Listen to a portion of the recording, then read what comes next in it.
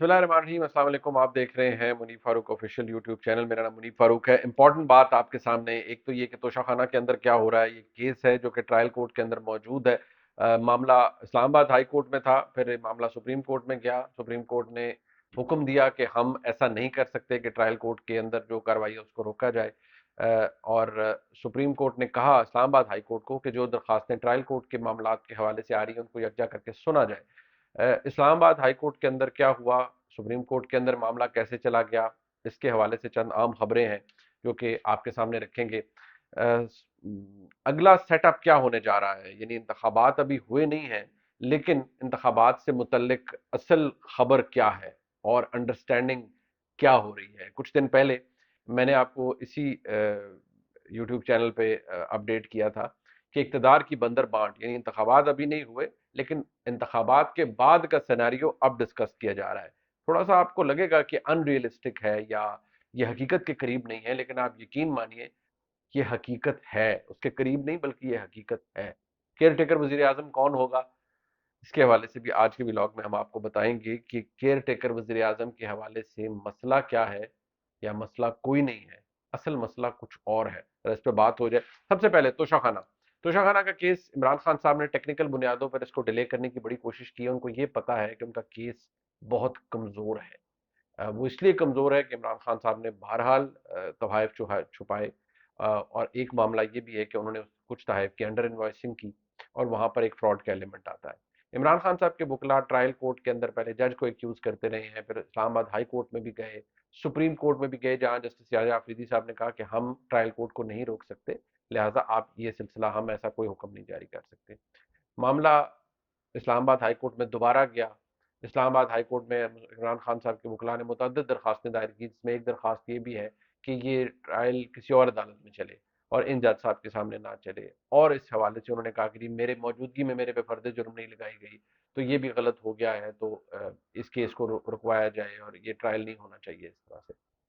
Supreme court ने direct किया था इस्लामाबाद हाई कोर्ट को पिछली समात में, या जो एक इमरान खान साहब की जानिब से दरखास्त दायर की गई थी सुप्रीम कोर्ट में, इससे पहले, आज वाली नहीं, गुज़िश्ता रोज वाली नहीं, उससे पहले सुप्रीम कोर्ट में ने डायरेक्ट किया था कि जो भी ट्रायल कोर्ट के कार्रवाई के खिलाफ दरखास्तें हैं इस्लामाबाद हाई कोर्ट के पास, उनको यकजा करके इस्लामाबाद हाई कोर्ट खुद सुने। और इस्लामाबाद हाई कोर्ट के chief justice justice Aamir Farooq साहब ने वो अब 3 अगस्त को, यानी परसों, लगा लिया है वो केस अपने सामने और वो सुनेंगे। लेकिन गुज़िश्ता रोज एक अहम डेवलपमेंट ये हुई कि अभी मामला ज़ेरे इल्तवा था इस्लामाबाद हाई कोर्ट में, ट्रायल कोर्ट में अलहदा चल रहा है, ट्रायल कोर्ट के फैसलों के खिलाफ इस्लामाबाद हाई कोर्ट में दरखास्तें हैं, लेकिन इमरान खान साहब के वकला फौरी तौर पर चले गए सुप्रीम कोर्ट के अंदर। और दिलचस्प बात यह है कि वो फौरी तौर पर उन्होंने दरखास्त दी कि इसकी फौरी हेयरिंग की जाए और नंबर भी लग गया। देखिए, आम तौर पर ये नहीं होता, ये मुमकिन नहीं है कि मामला इस्लामाबाद हाई कोर्ट में हो और वहां अभी पेंडिंग हो और आप उसी मामले के अंदर सुप्रीम कोर्ट में चले जाए और फिर सुप्रीम कोर्ट उसे एंटरटेन भी करे। लेकिन क्योंकि सुप्रीम कोर्ट के अंदर एक खास किस्म की मोहब्बत इमरान खान साहब के लिए मोअज़्ज़ज़ जज साहिबान के अंदर, कुछ मोअज़्ज़ज़ जज साहिबान के अंदर पाई जाती है, लिहाजा उन्होंने ये प्रेसिडेंट भी अपना ब्रेक कर दिया। चलें, अब उसके ऊपर समात होगी, बेंच भी बन गया है, लेकिन उस समात से कुछ ज्यादा उम्मीदें इमरान खान साहब को नहीं लगानी चाहिए, क्योंकि मुझे नहीं लगता कि उनको रिलीफ वहां से कोई मिलेगा। टेक्निकल बुनियादों के ऊपर ये कहा जा सकता है कि जैसे दोबारा रिमांड करके दोबारा सुन लें केस, ये तीसरी दफा रिमांड होगा अगर सुप्रीम कोर्ट ने कह दिया। अलबत्ता मामला भी हाई कोर्ट में भी पेंडिंग है, लिहाजा ये तो आपके सामने गुजारिश मैंने रख दी कि ये किसी अरेंजमेंट या सहूलतकारी के बगैर ये मुमकिन नहीं है। नंबर दो बात क्या है कि इस वक्त निगरान वजीर आजम के हवाले से बहुत बहस हो रही है, कौन बनेगा कौन नहीं बनेगा, किसका पता साफ हो रहा है कौन। देखिए, ये बात जरूर है कि हर कोई लॉबिंग कर रहा है, बड़े बड़े लोगों ने लॉबिंग की है, लेकिन जो मेरी खबर है इस हवाले से वो ये है कि निगरान वजीर आजम के हवाले से एक कॉम्प्रोमाइज कैंडिडेट के ऊपर फैसला हो चुका है। और जब मैं कॉम्प्रोमाइज कैंडिडेट कह रहा हूं तो उसके ऊपर इसका मतलब है कि पाकिस्तान पीपल्स पार्टी, पाकिस्तान मुस्लिम लीग नून, राजा रियाज साहब तो जारी बात है वो लीडर ऑफ द ऑपोजिशन है, लेकिन उनके जो कैंडिडेट होंगे वो वही होंगे जो ताकतवर हल्कों की जानब से आएंगे। तो कॉम्प्रोमाइज कैंडिडेट का तो शायद ये बात अब क्लियर है कि उस पर तो हो चुका है, लेकिन नाम हर एक ने सीगा राज में रखा हुआ है। दूसरी अहम बात ये है कि इस वक्त हो क्या रहा है। हो ये रहा है कि लड़ाई असल इस बात पर पड़ गई है, बल्कि लड़ाई नहीं, आप इसे ये कह सकते हैं कि खींचातानी इस बात पर हो रही है कि भाई 2023 के अगर इंतखाबात करवाने हैं तो 2023 के इंतखाबात तो हो जाएंगे, लेकिन वज़ीर आज़म कौन बनेगा? अब आम तौर पर तो ये होगा कि भाई इलेक्शन होने दें, जिस जमात के सीटें ज्यादा होंगी वो अपना वज़ीर आज़म बना लेगी, चाहे वो इत्तेहादी जमातों के साथ बनाए, कोलिशन गवर्नमेंट बनाए। लेकिन अभी तो ना इंतखाबात हुए, ना इंतखाबात की डेट अनाउंस हुई, अभी तो पहली असेंबली ना डिसॉल्व हुई है, ना उसने मुद्दत पूरी की, उसमें भी 10-12 दिन अभी रहते हैं। तो ये कैसे मुमकिन है? देखिए, ये हो रहा है, ये मुमकिन नहीं, ये हो रहा है। गैर यकीनी एक सूरत हाल हो सकती है आपके लिए, लेकिन ये हो रहा है। और वो क्या, कि मुस्लिम लीग नून ये कह रही है कि भाई हमने सबसे ज्यादा मार खाई है, और हमने इमरान खान साहब की छोड़ी हुई जो मईशत थी, उसने जिसने जिसका बड़ा गर्क हुआ था मुल्क का, हमने बड़ी हिट ली है। हमने 2018 से हम मार खाते आ रहे हैं, हमने कोई इक़्तिदार में हम नहीं रहे। ये जो इक़्तिदार था ये भी एक कांटों की सेठ थी, हमने बड़े गालियां खाई लोगों से। और आज भी आपको पता है, सुबह सुबह पेट्रोल बढ़ाया तो किसी हुकूमत का दिल तो नहीं करता कि भरे दोपहर में वो अपने वजीर खजाना को भेजे और टनों के हिसाब से गालियां खाए आवाम से, कि एक ही झटके में 20 रुपए पेट्रोल पर लीटर बढ़ा दिया गया और 20 रुपए पर लीटर डीजल बढ़ा दिया गया। तो किसी का हुकूमत का ये दिल नहीं करता, लेकिन ये करना पड़ा है क्योंकि भाई IMF का ऊपर से उन्होंने डंडा पकड़ा हुआ है कि आपने ये काम करना है, और हुकूमत के पास कोई ऑप्शन नहीं है।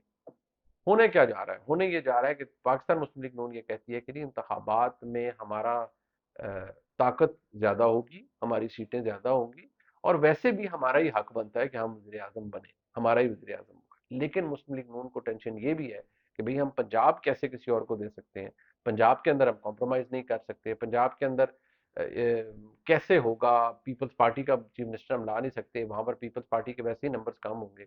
लेकिन पीपल्स पार्टी अगर सिंध की हुकूमत की बिना पर, या सिंध के अंदर जो अपना वोट बैंक है उसकी बिना पर, या साउथ पंजाब के कुछ लोगों को अपने साथ मिलाकर भी करती है, तो क्या पाकिस्तान पीपल्स पार्टी इस पोजीशन में होगी कि वो अपना वज़ीर आज़म लाए, यानी बिलावल भुट्टो जरदारी साहब वज़ीर आज़म बने?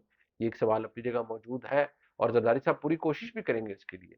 लेकिन मुस्लिम लीग नून को ये बात हजम नहीं हो रही है, उनको ये लग रहा है कि भाई ये तो हमारे हाथ से गेम चली जाएगी। लिहाजा इस वक्त भरपूर जोड़ तोड़ जारी है।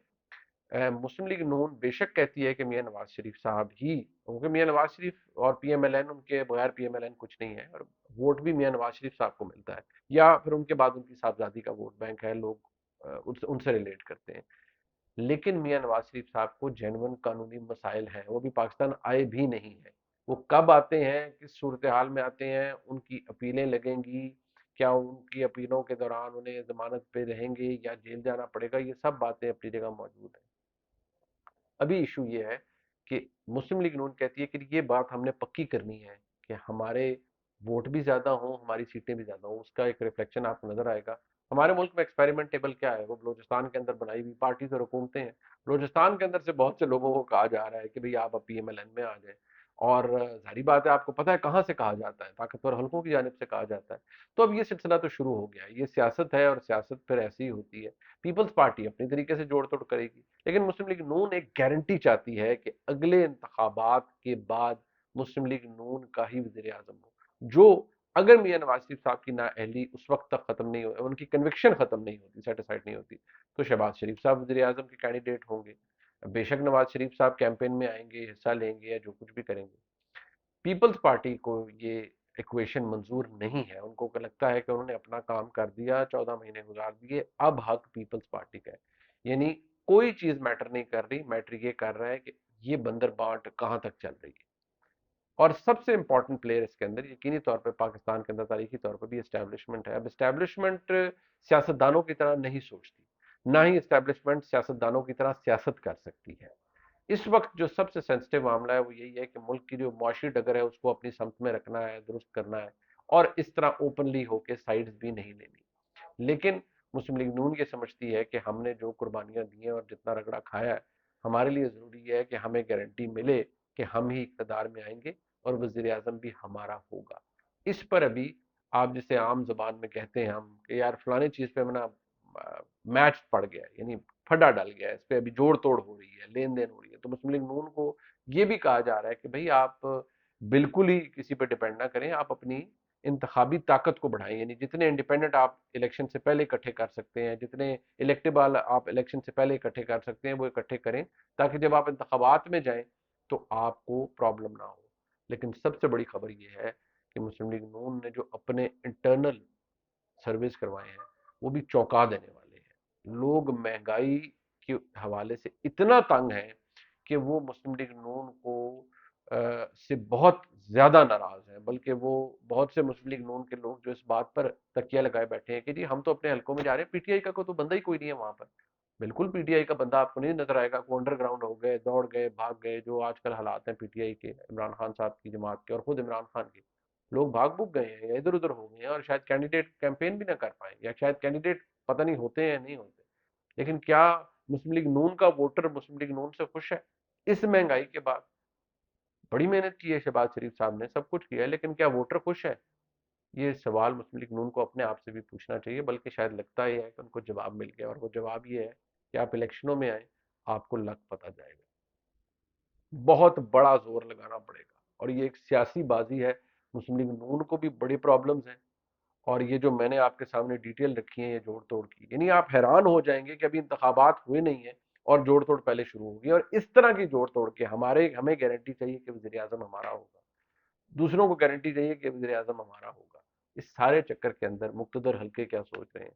اور پاکستان تحریک انصاف جو اس وقت ہچکولے کھا رہی ہے بحثیت ایک جماعت، اور عمران خان صاحب کو سمجھ نہیں آ رہا کہ ان کی خلاصی کب ہوگی، پتہ نہیں کب ہوتی ہے، شاید اس سال ہوتی ہے، نہیں ہوتی، یا یہ مسائل اپنی جگہ چلتے رہتے ہیں۔ اس ویڈیو کو لائک، سبسکرائب اور شیئر کیجیے گا۔ دیکھنے کا شکریہ، خدا حافظ۔